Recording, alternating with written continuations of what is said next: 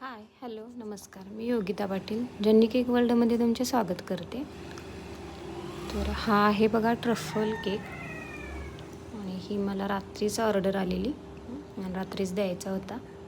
बऱ्याच दिवस झालं शूट करायला टाईम नाही भेटलेलं.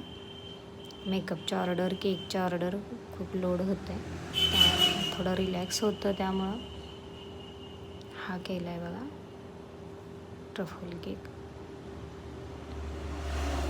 ट्रफल केकला जास्त सोकिंग झाले तर खालचे क्रम्स वरती येतात, हा प्रॉब्लेम होतो खूप.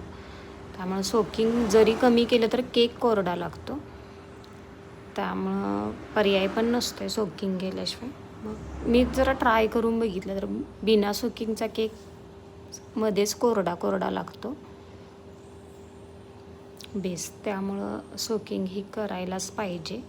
थोडी कमी करा पण करायलाच पाहिजे असं माझं मत आहे, कारण त्याच्याशिवाय टेस्ट एवढी काही येत नाही आहे. फक्त मी काय करतो आहे मग ते ट्रफल आहे ते पायपिंग बॅगमध्ये घालून पूर्ण हाताने असे मेल्ट करून घेतो आहे, जेणेकरून तो लगेच स्प्रेड व्हावे अशा टाईप.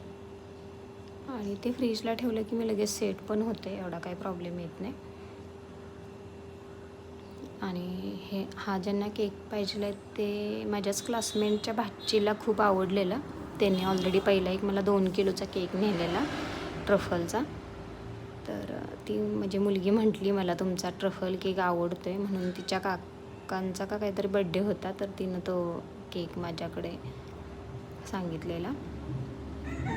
तर हा म्हणजे 6-7च्या दरम्यानच सांगितलेला, 6-6:30च्या दरम्यान.